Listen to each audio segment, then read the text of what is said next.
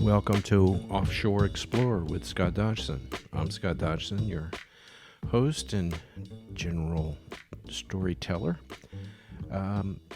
Been busy the last couple of weeks that we've been off. I've had a couple of emails and some requests and trying to figure out, what the heck I was doing and where I was going. I actually haven't left my desk. I have been here working like you cannot believe. I'm working on a new book called The American Mariner, which is going to be a companion book to a television show that we are producing for PBS.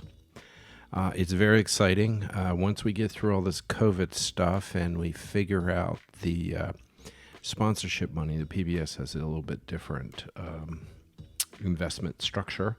And once we get the big companies kind of over the hump, within the next, before Christmas, I think we should have it all solved. But in any case, I've been working on this book, and writing a book proposal is a very difficult writing task. And it's a little bit like telling a story, but it's like a sales story. And so I did a separate sample chapter of Los Angeles Harbor. And I have done a podcast before on Los Angeles Harbor, which I ask you to take a listen if you haven't listened to it. But I may have to revisit it because in my research I've discovered so much stuff that it's absolutely amazing. And this is a really important. It's an important time, and it's a very it'll be a good, interesting book and a good, interesting television show, I hope.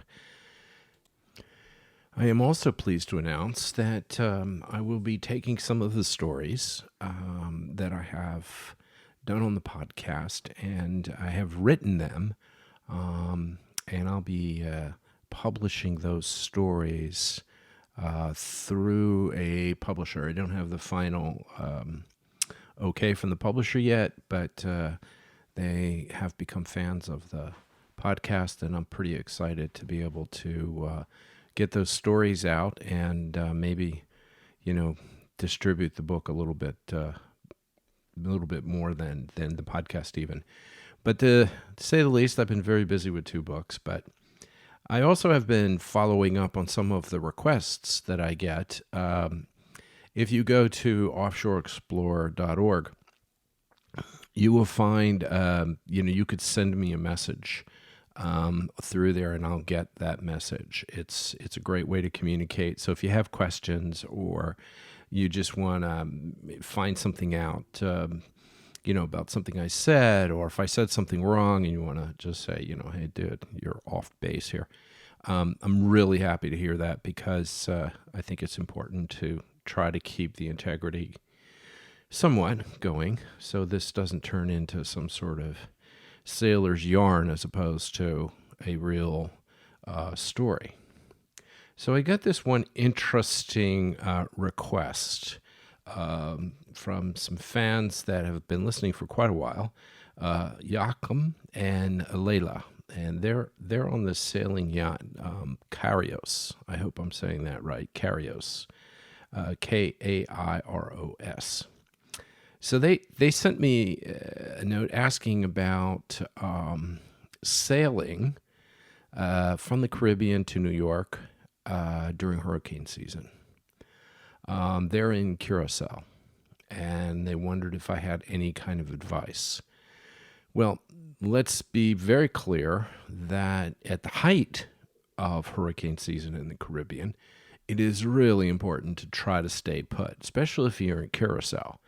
I mean, order another drink, let a month slide by, you'll be in great shape. But sometimes we have to make moves.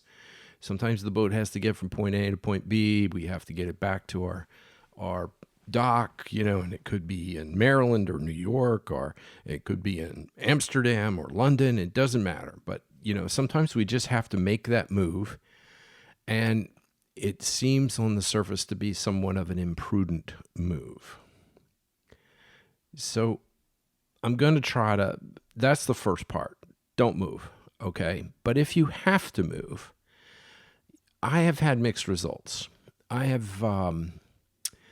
found that sailing in the Caribbean in August, September, October, to actually be quite pleasant. I've gotten run over by a few storms here and there, but for the most part, I've found it to be quite pleasant. And in fact, sometimes there's almost very little wind. And one of the things you'll notice when you're on any of the Caribbean islands, you're always, of course, on the leeward side. And when the wind dies down, because there's usually a solid 15-knot wind coming from the south-southeast, and it just, it keeps moving along, and you find that the mosquitoes come down. They usually reside a few hundred feet above in the islands, a few hundred feet above the water. And then they just sort of come down and they start getting into your boat. And I don't think I've ever had any worse nightmares than being on a boat in August with no mosquito netting and those little buggers just flying around. I mean, I don't know what my record is for killing mosquitoes, but it's got to be like 30 or 40 in a night. I mean, my cabin was just bloody, splotches everywhere. It looks like somebody came in with a paintbrush and just, dabbed a little bit of mosquito blood all over the ceiling and the walls, and I was bit, and it's a terrible thing. That's why that great 15-knot breeze keeps them off your boat. So August is mosquito month, which is also another reason why you may want to keep moving. But there's a couple of strategies that I employ or have employed when it comes to sailing during unstable weather. Now, I'm going to tell you a quick story and why the podcast is named Tinker Toys. Some of you may or may not be familiar with Tinker Toys. Tinker Toys are these wooden circles, and they have holes around them, and you put sticks in them, and you can build them. They were kind of like, you had Lincoln Logs, you had Tinker Toys, and then Legos came. But these were like the original, like you could actually make Tinker Toys in your wood shop at home. And they're round, and they have these blue sticks and these red sticks, and the sticks are different lengths, and it's kind of a, it's just for kids to play with. And being a kid that was brought up in the before things were like that, kid can swallow that stick. We were sucking the green off of the sticks, for example. I remember that distinctly. And but anyway, I had some kids on a boat many years ago. And I was young. I think I was, maybe I was in my 20s. And this old gnarly sailor named Joe, super nice guy, he had grandchildren. And the grandchildren had left the Tinker Toys on the boat. And they were basically like every kid. They were everywhere. So he was picking them up, and I was helping him. And we were going sailing and a bunch of other things like that. And so we started to talk about weather. And we first started to talk about racing weather, like how to race. And what he did is he would take the round Tinker Toys, and he'd say, okay, so here's your course. All right. And let's say it's a triangular course. Okay. And he would go and say, this circle is going to represent the wind, and the green sticks are going to represent the direction of the wind, okay? And the red sticks are going to be your course off of the wind, okay? So he would put these around. It was a great way to visualize weather, especially when you're racing, because a lot of times you'll have like puffs.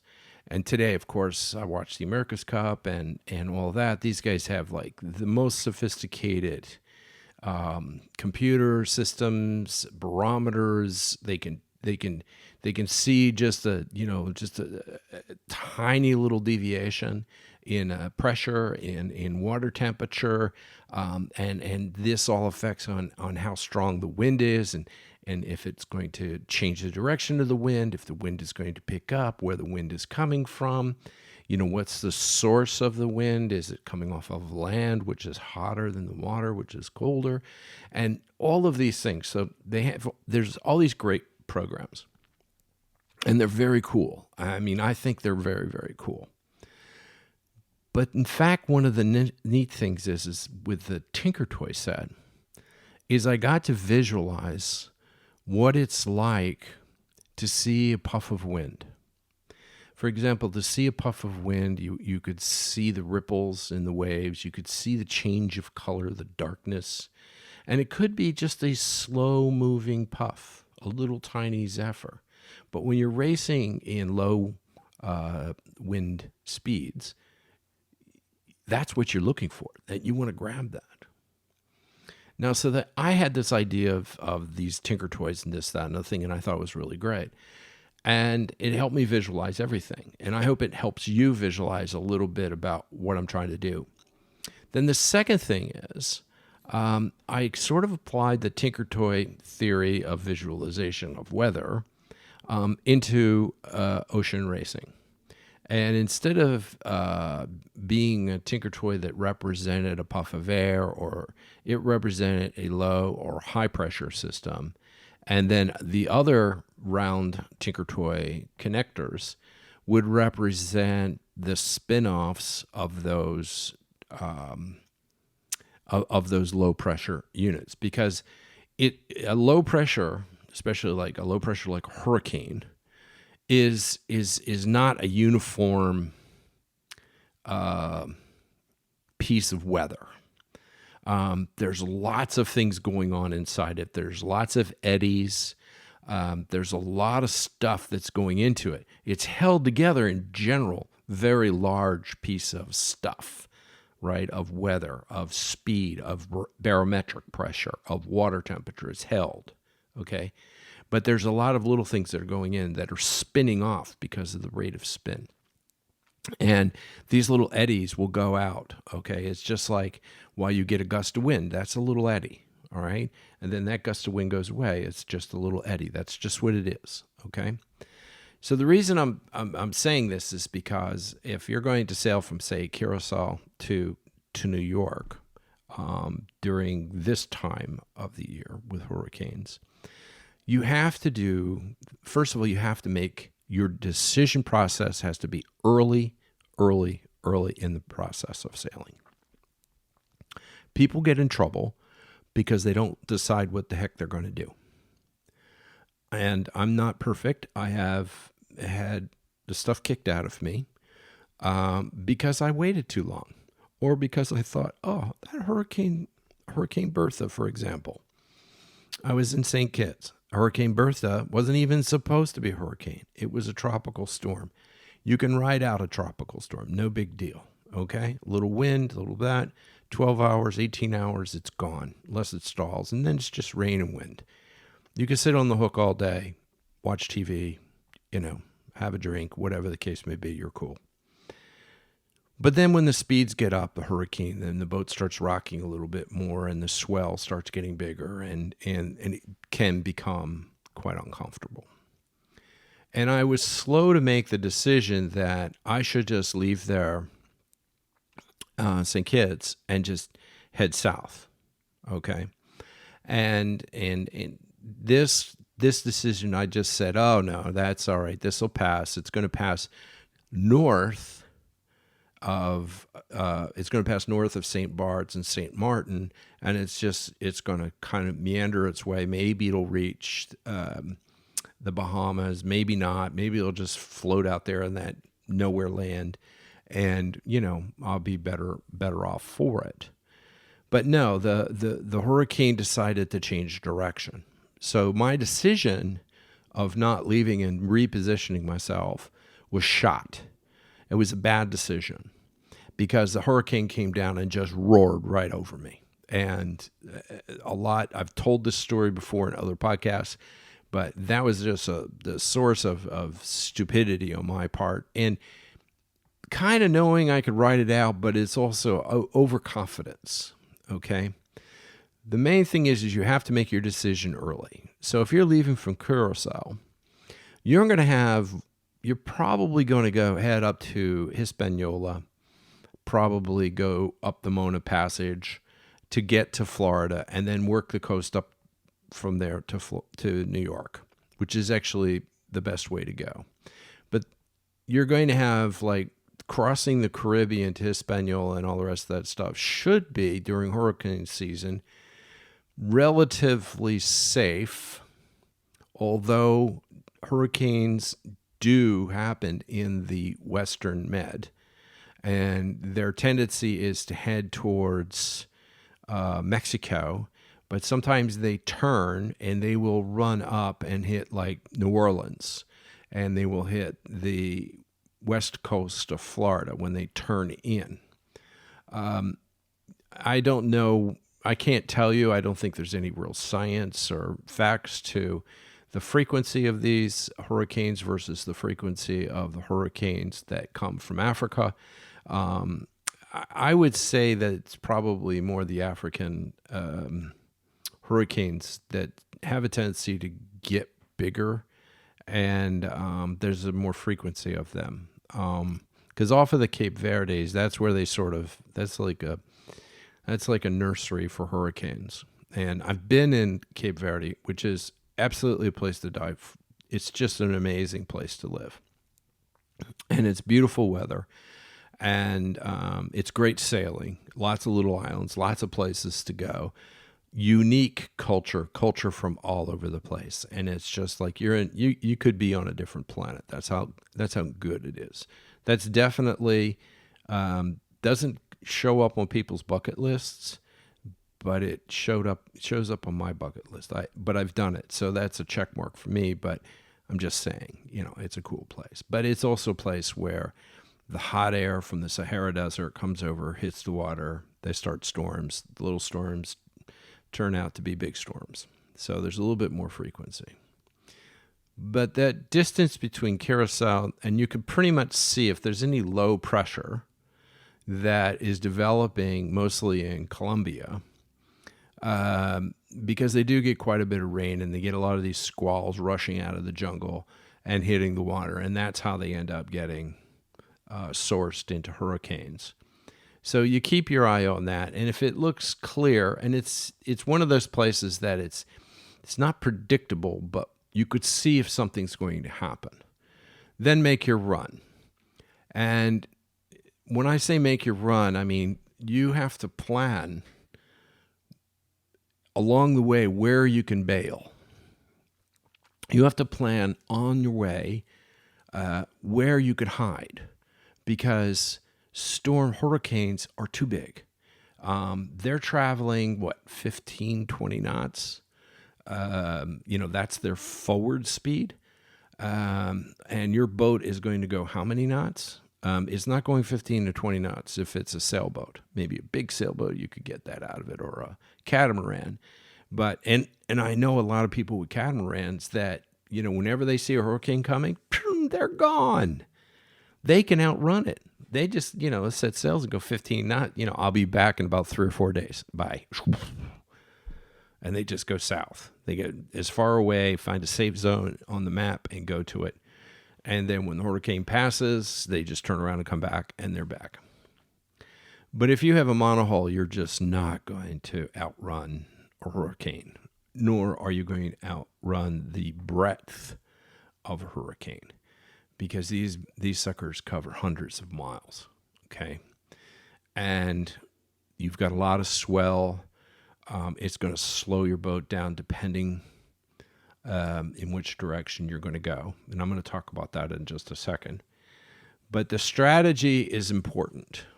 So if you can bounce out of Curacao, have a clear weather picture, which in case you might, you've got the Western Caribbean hurricanes, which in Curacao would be, off to your port side. And then you have the African Cape Verde hurricanes, which would be on your starboard side. And they're both going to be coming at you the further north you get. So you have to make sure that you find that weather picture with those tinker toys and put it on your map and say, okay, here, it's here, this one's here, this one's here. Here's this one's direction, here's this one's direction. Okay, so you can visualize it. And then boom, boom, boom. And then you take off and try to get up there. But the strategy is to find a place that you can hide. A hurricane hole, for example. And I'm going to get to a little bit more of that. But that's the strategy. You find a place to hide in case they both come on you fast and you get just nailed. Okay? Because the closer you get to the Florida coast and the American coast, you'll have more spots to hide, but you don't want to be hiding. This gets back to the early decision process making. If you see that you're 3 days out of being run over by a hurricane, get someplace and hide. Don't wait till the day before to say, oh yeah, we're gonna go up to New Bern in North Carolina and we're gonna go into the marina and we're gonna leave the boat there. It's not going to work, because sometimes the swells and waves that precede a big storm can make getting into a marina almost impossible. So you have to consider that kind of scenario. So this is important. So the first thing is make sure you find the weather picture, where it is, how fast it's traveling. It's like 15, 20 knots. How fast is your boat? Probably 7 or 8, 9 knots, if that, and chart it out so you can see exactly where it is. Now, going up the East Coast, you have another very important weather system that's happening on the East Coast. And that is the high and low pressures that are racing across the breadbasket of America and hitting up in the Northeast. Okay? Now, these will create and have created, as we all know, the Great Nor'easter, which is kind of a anomaly. But it's a really shitty experience to be up there from what I know. I've never been there, because prudence, by the way, is the captain's best friend.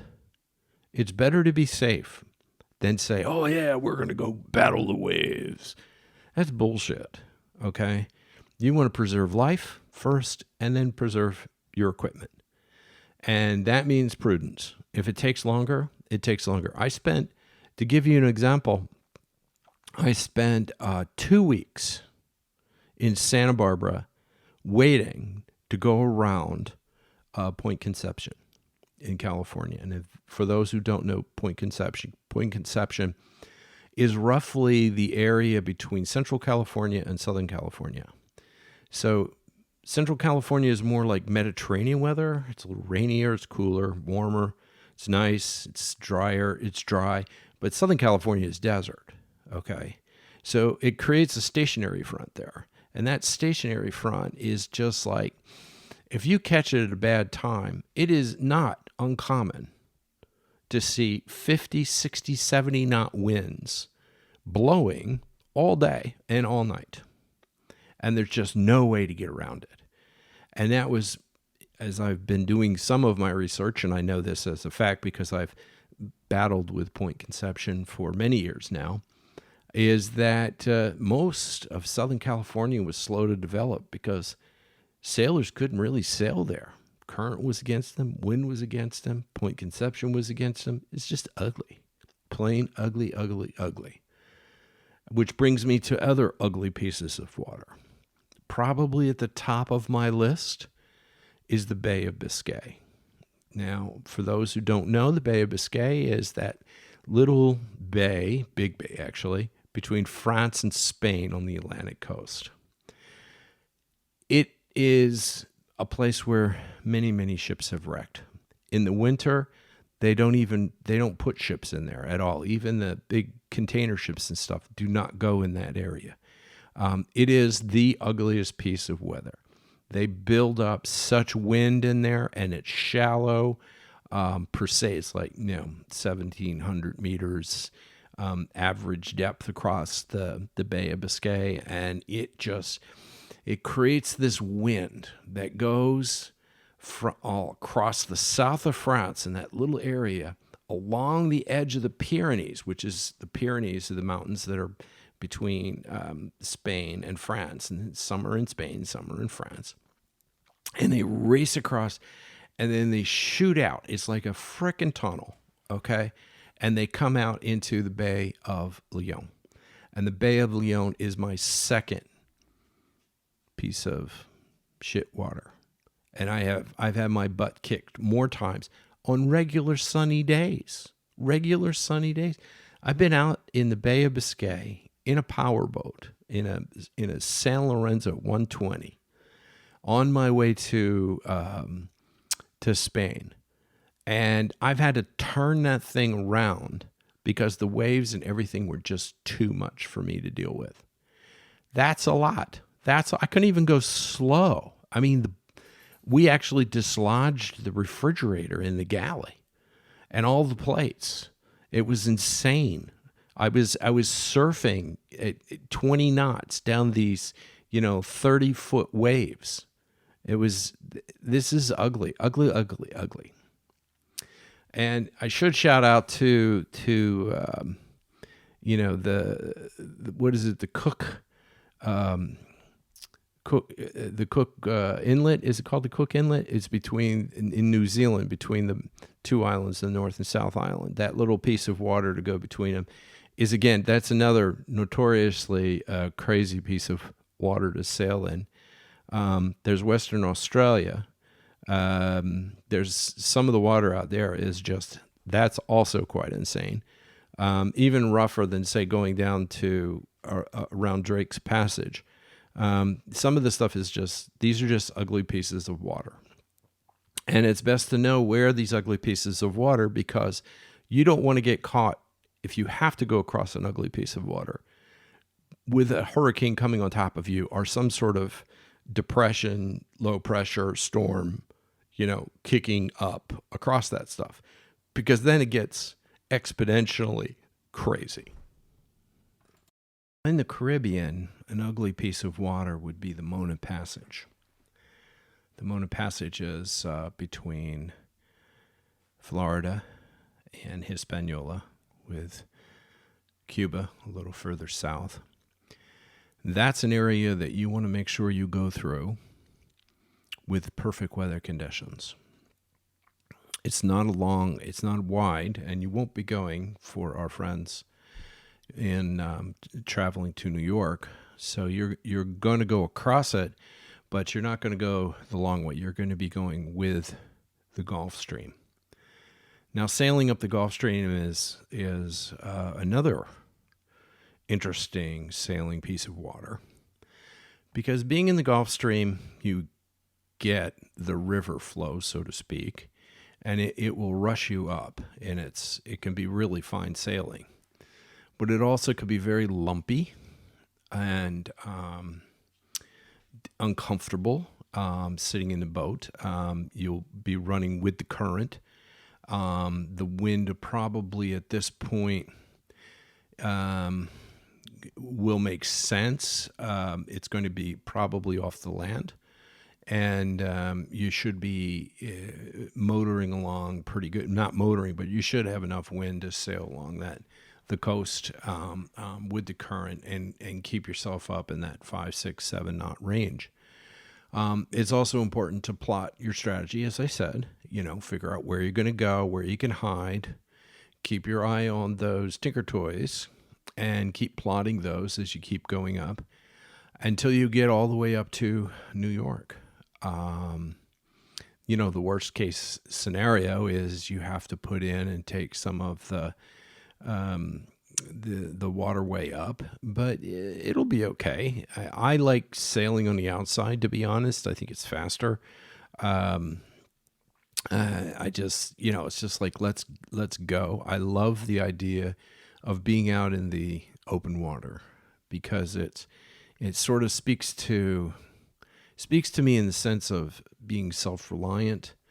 I get to commune with nature, to be out there and to enjoy what the ocean has to give and experience. And it's sort of, as I've often said and written about, the sort of metaphysical experience of being on the ocean and the movement and the wind and the currents and the sun and the moon, the stars. And I sound like a pop radio song, but it is that whole envelopment of ocean sailing, blue water sailing, that is really, really key to me. And so that would be kind of a plotted course. But I guess another thing is to kind of go back over what I'm going to say. First of all, you can't outrun a hurricane. Take that out of your mind. Even if you have a cat, if you're on the wrong side of a hurricane, and the wrong side is if you take in the northern hemisphere, if you look at a clock, okay, and the clock is the 12-hour clock or 24-hour clock, is a definite hurricane. The strength of wind will be from 6 to 12. And the reason is because it's going to be traveling from east to west. So the winds have the added speed of not only the wind, but also has the added speed of that extra 15, 20 knots of going forward. The best place to be, if there is a best place to be, would be somewhere in the neighborhood between 3 and 6, so that you would be on the backside where the winds would be dissipating and moving away from you. So the object is to look at a hurricane like a clock or like a tinker toy. And if you take a tinker toy and you just put the biggest sticks in the side and the smallest ones, like I just described on the clock, and then you could see that the power of the hurricane is in the direction that it's traveling. That's the key. And it's just, you have to understand that, because you're going to be you've got to try the best you can to try to put your boat in that piece of water that's going to be safer for you, because you don't want to have to take this stuff on the nose. My first truly Caribbean experience with hurricanes was Hurricane Andrew. I don't know if many of you know Hurricane Andrew. And if you do know Hurricane Andrew, it destroyed Miami. It destroyed the Virgin Islands, Puerto Rico. It was just a killer. And it just went up the coast of the United States. It was Category 5 plus. And it was a monster storm. And I ended up taking a boat and hiding out in Vieques in Puerto Rico, which is this little bay that's kind of surrounded. It's a good hurricane hole. And we tucked it all up into the trees and we sat there. I literally saw during that hurricane a mast, full mast, become dislodged from a boat with all its rigging, just ripped right out of the boat, and was going across all these boats that were anchored out there like a sickle, like on a lawnmower, the lawnmower blades,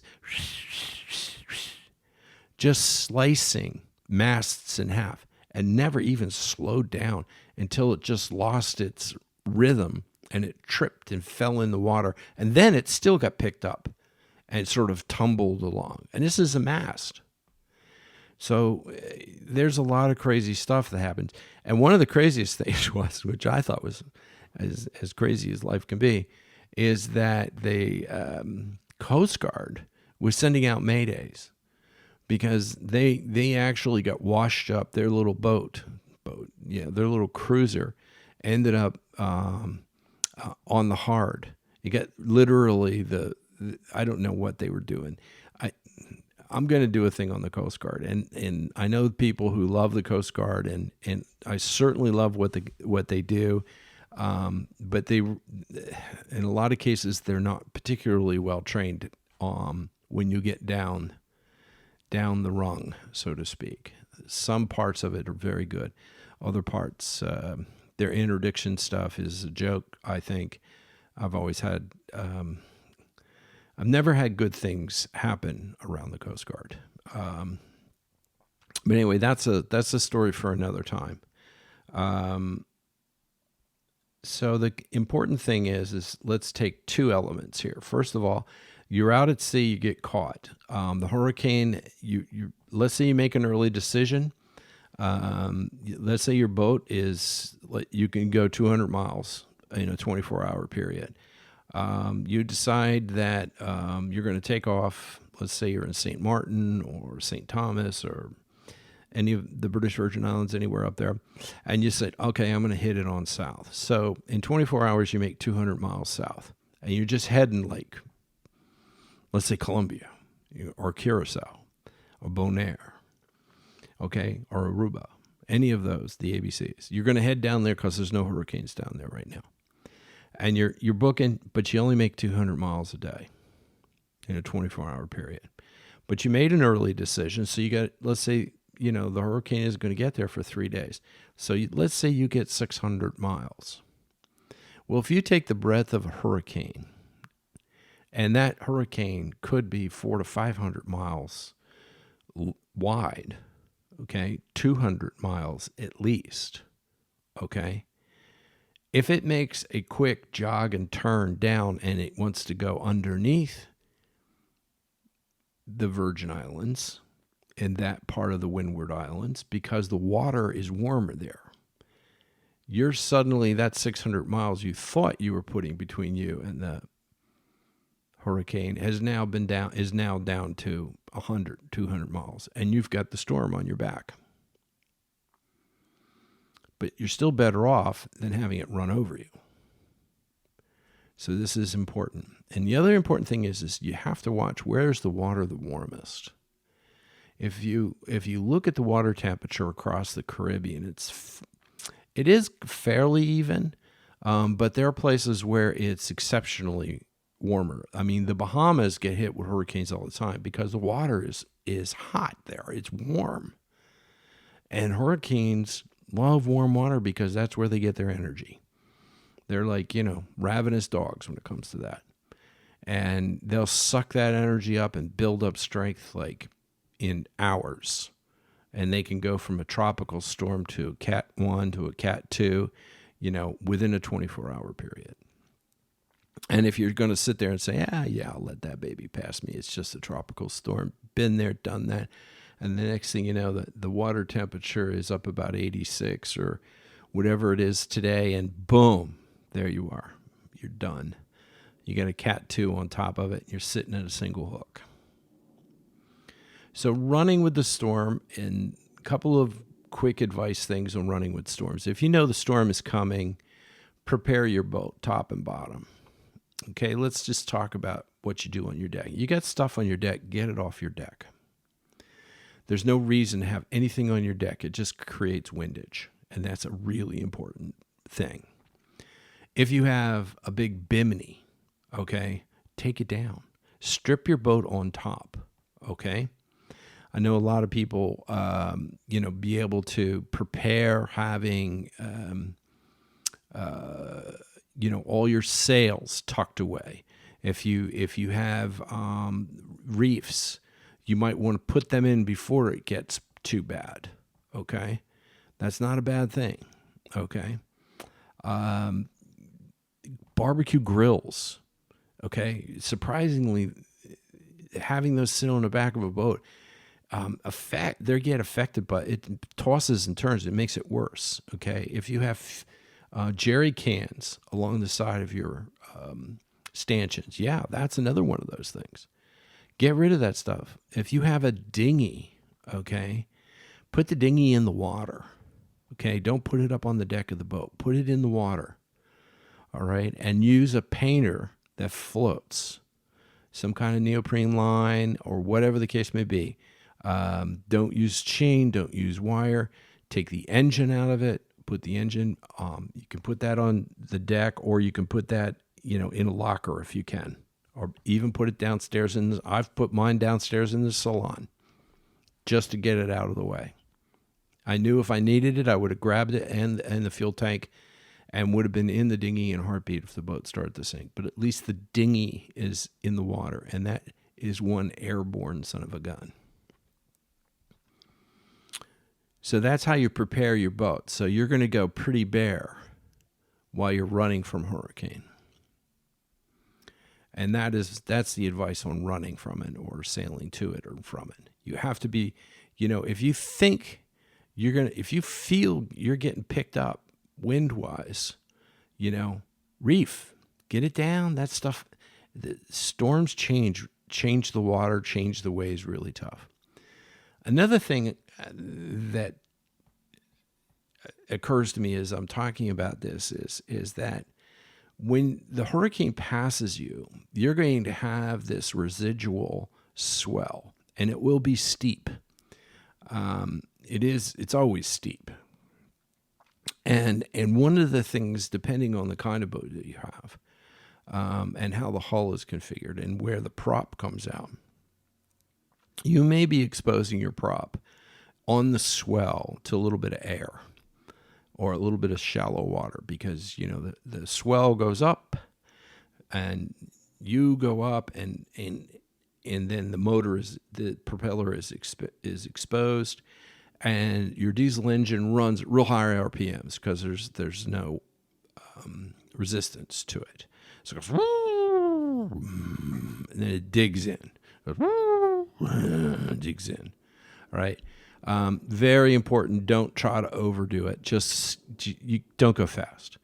When you get into that kind of situation, keep the motor down at idle, play with the throttle, move it back and forth. It's work. It's got to be done. But don't blow your engine, and don't just screw the hell out of your prop as far as that's concerned. So this is something you can get. And it's good to keep the motor running in the sense that you could keep a good direction, because if you're running with the wind, it gives you just that little bit more sense of control. And if you're running with the wind, say on your beam, or if it's, just slightly abaft the beam, it gives you that control, because the swells that come with this are like a roller coaster kind of thing. So you're dipping, rolling, you're rising, then you dip and you roll and you rise. And it's this kind of movement that makes everybody sick. But it can be mitigated slightly by always going with whatever the sea is doing. And this is another thing, another note of advice. Make sure you have enough sea room and just go with the flow. All right. It's always better to take these hurricanes on the stern than try to, stay on your course and go straight for it. If I was going from Curacao, all right, and I was going up and a hurricane sort of forced me to make a change of my direction, go with it. Don't fight it. Okay. Don't fight it. Just go with it. All right. What's the worst that can happen? You'll be 60 to 100 miles off course. Is that the worst? Then you just remake the course again. Don't get so locked into your course that this is it. I got to go here, and I'm going to go bow to these waves, and I'm going to go up, and I'm going to down. No, find a comfortable place where the boat is comfortable, where you're going to be comfortable.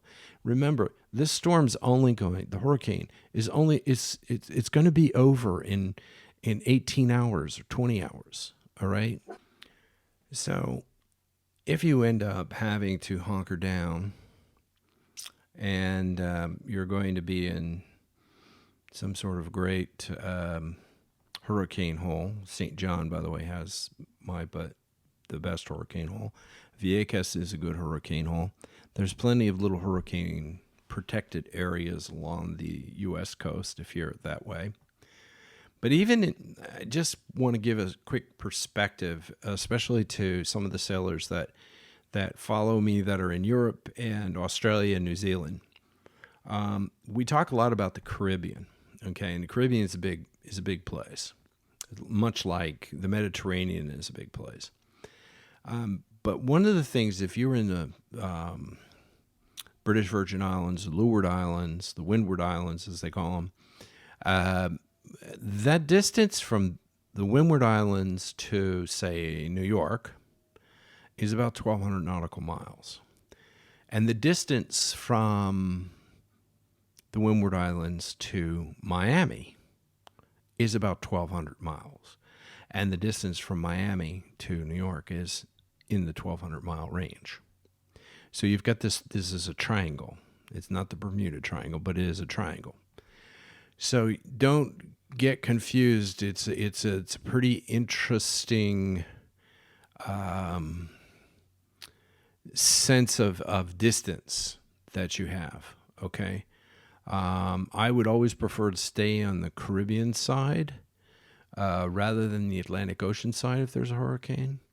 But if I'm going to find a place, there's a couple of places along. I mean, there's a few places that are some very uncomfortable shores in Hispaniola.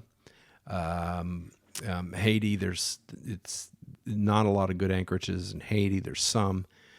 But you have to understand that what is protected during normal times from the ocean will be wide open when the hurricane goes by because everything's going to be reversed. So you have to keep that in mind. So let's say that you find a place and you're going to hunker down. And one of the things, you've stripped everything off your boat and you're starting to look at all your ground tackle, and what are you going to do? How are you going to do it? One of the things that I've always done, and I think is good advice, and I've even done it on big mega yachts, is I try not to put too much pressure with the anchor chain of the anchor onto the windlass. So I made a bridle, just out of some heavy line, and like 1 inch line, and I would put a galvanized hook that I could just slip around the anchor chain, and then I would make it so that one part of the bridle would come up and go onto the deck cleat on the port side, and the other would go on the deck cleat to the starboard side. And then once those were attached, I would ease off with the windlass so that there was no pressure on the windlass at the center of the boat. I found this to be a very useful and safe way to deal with a lot of different types of emergencies. And let me explain a little bit more in detail why I think the bridle is important. First of all, your windlass, although pretty secure on your deck, is still not as secure as those deck cleats. Okay, the deck cleats are near the edges of the hull, and it's really thick and it's very strong right there. The windlass will sit out in the middle. It uses a square or a rectangle to be in the deck, but it's rarely reinforced up underneath. It's usually deck. It seems real solid, and it is solid. Don't get me wrong. It may not ever break. I mean, it's that strong. I mean, I would have confidence that it wouldn't break. But I like the idea of having a bridle because it just takes the pressure off. I don't want to screw up my windlass.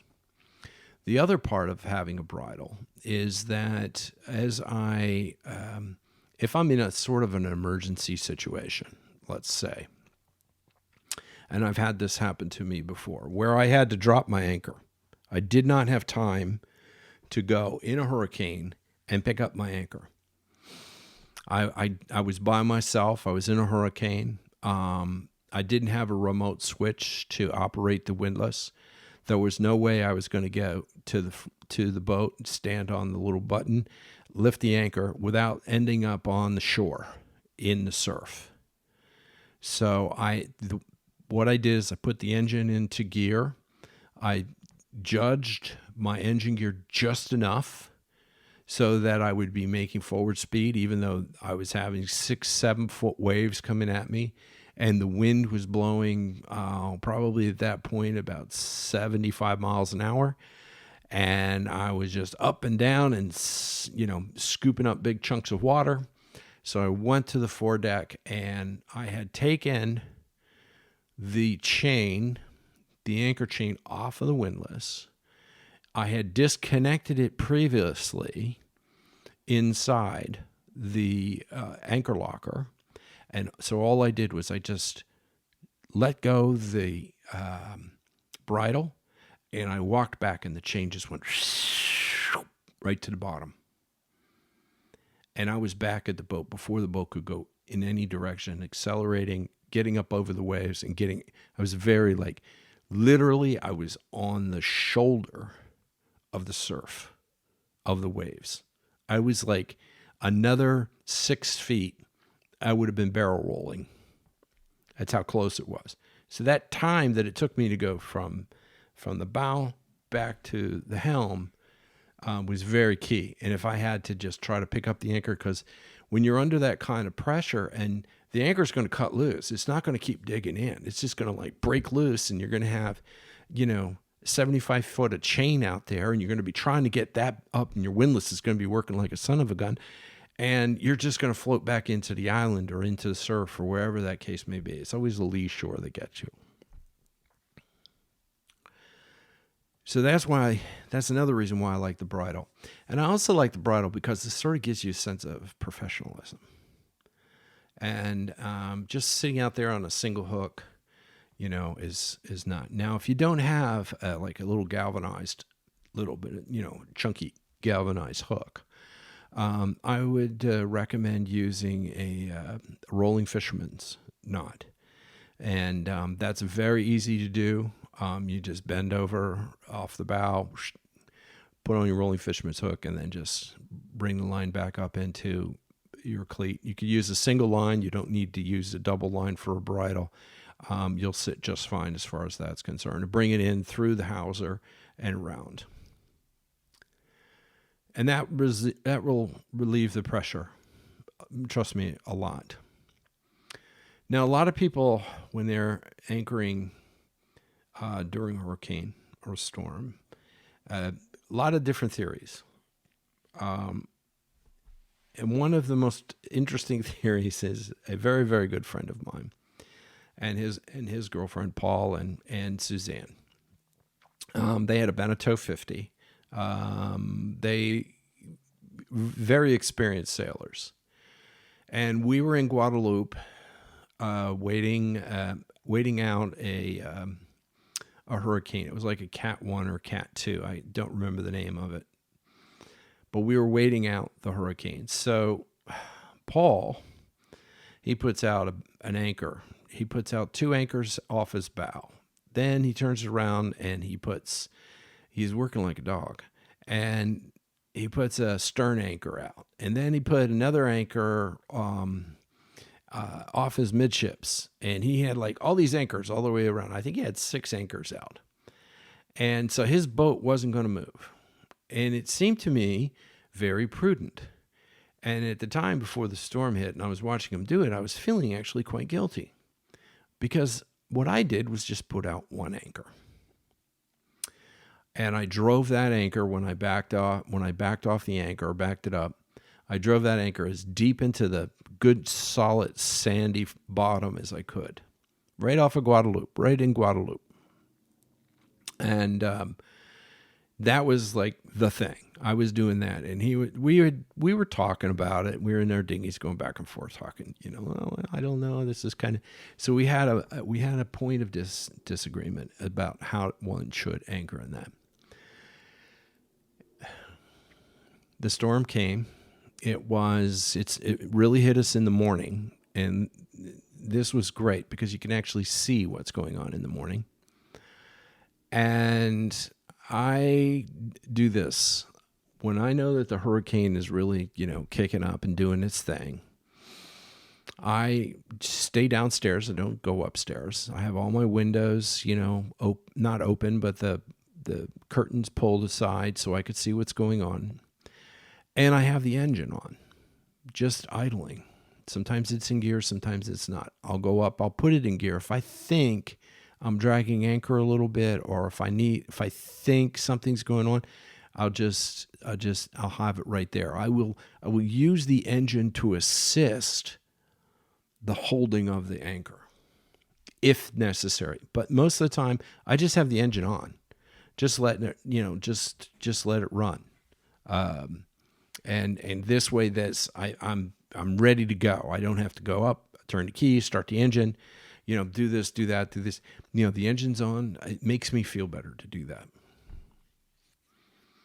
So Paul his boat is in front of my boat by, I don't know, about 200 yards maybe. And we're facing the opening into the open sea. And out there are some, not container ships, but like these small island cargo ships. I mean, they're like 120 feet, 130 feet, something like that, cargo ships. And they're anchored out in sort of an industrial anchorage. And the storm starts really kicking up. And one of those island cargo ships cuts loose. And I can see it coming right at us, sideways. I don't think there was anybody on the boat, to be honest. He was coming sideways. And I get on the radio and I say, Paul, there is look at the ship. It's coming right at us. And I mean, it's hard to see. He's in a Beneteau, so he doesn't have like the windows that I did on my CT. And he pops up out of the hatch and he's looking, and he thought he was nice and snug in there. And then he sees this ship bearing down on him. And much to his credit and skill, he starts, getting rid of it was going to come on his port side. And so, he dropped the port side anchor. He loosened up the bow that went out to the port side, and then the stern anchor he just let out a little bit, and he tried to maneuver his boat with all these anchors and stuff over so that he wouldn't get run over by this cargo ship that was sideways going through the harbor. I was on one hook, so I just put it in gear and turned, and I just rode out the length, the circumference, made a circle out, and that ship just went literally over both of us. And Paul was so lucky that the stern, of the ship scratched his tow rail as it went by and hit his spreader, on the railing on the top of the ship. This is a Beneteau 50, so you can imagine how high it was. And it kind of pushed him out of the way. All right. I mean, had it been 3 feet the other way, that boat would have just run over his ass. And they got out, they were safe, and it went right past, and it just zoomed past me. Right. And then I just sort of let the boat find its own way back it was still on the hook. I didn't take it up, but just let it slide back in with the wind. And that big cargo ship just ran up against the dock and hit it. It exploded. It hit some power lines. They exploded. I mean, it was like the 4th of July over there. So these are the two things that you have to deal with. And the other thing to remember too about when you put your hook out is that get your mind set, You're on the water. You're not a tow truck. You're not on land. You're not trying to yank a tree out by its roots. There's pressure on the anchor. There's not as much pressure as you might think. And because it's coming, it's going. You're floating. It comes, it pulls, it comes back. It pulls, it comes back. So that whole pulling thing is what's going on. And if you get a good hold with a good anchor, like I'm a big fan of the Bruce anchor. CQR's great if you're really in mud or grass. But even the Bruce does okay in mud and grass. I never had a problem with that. But anyway, that's the main thing about doing that, anchoring out like that. It's just a little tiny story I wanted to tell you. So the main thing about today's Tinker Toy stories is make decisions early. Make good decisions, either leaving and getting out of the way, preparing your boat top and downstairs. And by the way, downstairs is really important. If you have a girlfriend or a wife who likes to put little knickknacks around and all the rest of the stuff, and it's okay when you're just sailing on a regular day, get rid of that stuff. Anything kind of glass, get rid of that. And I tell you this because I have been stupid enough not to pay attention to that. I had a case of Coca-Cola bottles that I had in my salon, and I had them secure. But the bottles literally came out of the case and broke during a really violent tropical storm. And I had glass. And of course, on the Caribbean, nobody wears shoes, on their boat, mostly sandals. So that's kind of stupid of me. But I tell you these lessons that I've learned so you don't have to repeat them. And that's the way that is. So that's my little story on Tinker Toys. Thank you very much for listening. We're going to have some new stuff come out. I'll be back next week. And I hope you all don't have to deal with hurricanes. And to my friends down in Curacao, good luck to you. Be cautious. Remember, your life is more important than being someplace on time. Thank you. And music was by Paulette McWilliams, and we love her, of course. And please go to offshoreexplorer.org. Send me a message. It's like this cool little message thing you could send me there. And also take a look at some of the other episodes that we've had. This is episode 69, so that's pretty cool. All right. Thank you, and safe sailing and fair winds.